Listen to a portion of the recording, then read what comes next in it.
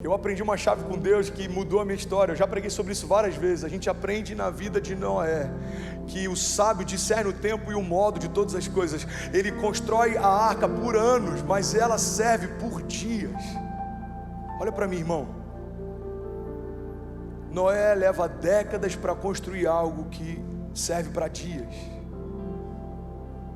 Porque o único propósito da arca era estabelecer sobrevivência, mas depois que o dilúvio acaba, a arca não tem mais uso. E aí ele abre mão do passado e ele começa a construir o novo com Deus. Irmão, ele entendeu que o tempo da arca era tempo de sobrevivência, depois do dilúvio era tempo de reconstrução. O problema de quem não discerne o tempo é que você pode ainda estar tentando sobreviver quando você já deveria estar reconstruindo. 2019 para muitos foi um tempo de sobreviver. 2020 a gente segurar tudo que a gente conquistou para não perder. 2021 foi tempo da gente manter de pé tudo que a gente tem controle. Mas eu quero te lembrar, irmão, que o tempo da sobrevivência já acabou faz tempo. Deus está nos chamando a voltar a sonhar. 2022 não é tempo de sobrevivência, é tempo de governo. O mundo está em caos. Qual é a novidade? Pega os últimos 100 anos. O craque da Bolsa de Valores, pessoas se lançavam dos prédios.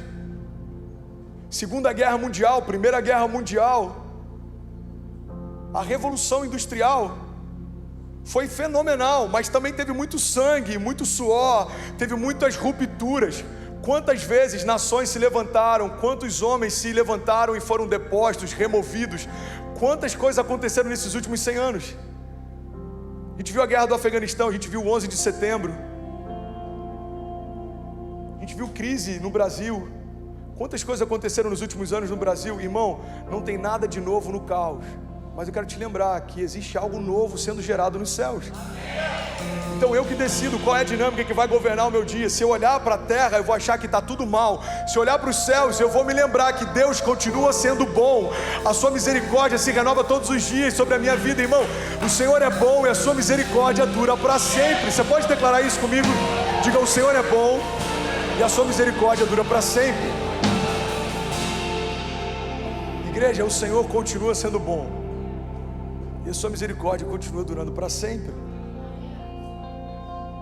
Tempos de caos são o melhor cenário para a igreja governar e colocar para fora o que carrega. É quando ninguém sabe para onde ir, que alguém tem que procurar na gente uma direção.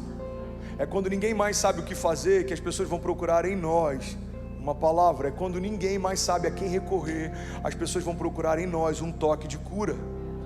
A mulher do fluxo de sangue não procurou Jesus como primeira opção, mas quando não tinha mais o que fazer, não tinha mais recursos, não tinha mais dinheiro, não tinha mais médicos, não tinha mais nenhuma tecnologia da medicina da época, não tinha mais nenhum recurso. Mas eu queria falar quando alguém está testando algo novo, tem uma doença e tem algo novo sendo testado. Experimento, alternativa, muito bom. Estou gostando dessa pregação interativa. So good. Aí ela ouve falar: uau, tem um homem que por onde ele passa a cura acontece. Então eu vou fazer o seguinte: como não tem mais nada a perder, irmão, olha para mim, pega essa chave. Como eu não tenho mais nada a perder, eu vou me lançar no meio da multidão. Eu sei que eu posso ser descoberta, assassinada, apedrejada. Eu sei que eu posso ser humilhada, mas quem não tem mais nada a perder não está preocupado em defender reputação. Ela se lança no meio da multidão e ela sabe: se eu apenas tocar na orla das vestes dele, certamente eu serei sarada, curada. Irmão, aquela mulher sabia algo que quem estava ao redor de Jesus talvez ainda não tinha tido esse entendimento. E é por isso que caminhar perto de Jesus não significa usufruir daquilo que Jesus carrega. Irmão, aquela mulher é a única que fez Jesus parar, porque ela era a única que tinha consciência de que apenas um toque nas vestes de Jesus podia mudar a história dela para sempre. Irmão, olha para mim, tem muita gente caminhando na multidão em torno de Jesus, apertando Jesus, esbarrando em Jesus, tocando em Jesus, mas não é o toque físico que acessa o milagre, é a consciência de que apenas um toque pode mudar a minha história. André, eu não entendi ainda, eu vou te explicar. Você só acessa aquilo que você conhece, aquilo que você entende. Aquela mulher teve uma revelação, ela teve um entendimento. Se eu tocar nele, eu vou acessar a cura. Tinham pessoas que estavam esbarrando em Jesus e não estavam recebendo cura, não estavam recebendo milagre, não estavam recebendo unção. Irmão, caminhar na multidão não é garantia de viver milagres com Deus.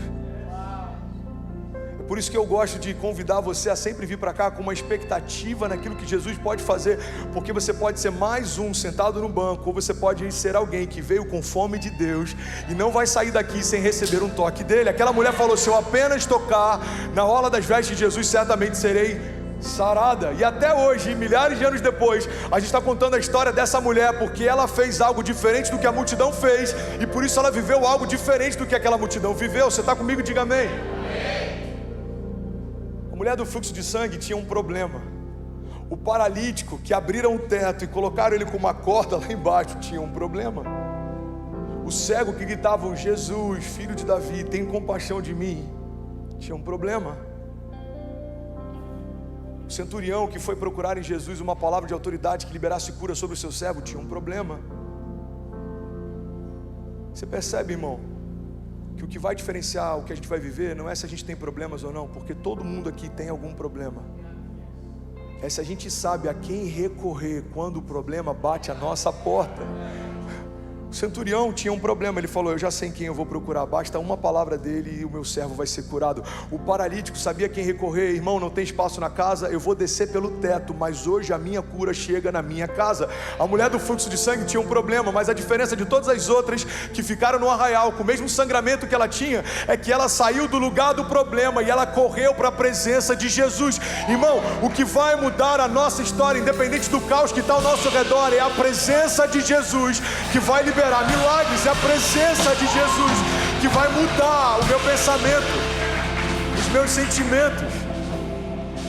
Você crê nisso? Diga: eu creio que um toque de Deus pode mudar a minha história. Tem uma frase de Alexandre o Grande, eu já falei sobre ela, eu acho ela incrível. Um dos maiores conquistadores da história. Ele disse assim: eu não tenho medo de um exército de leões liderados por uma ovelha, mas eu tenho medo de um exército de ovelhas liderados por um leão.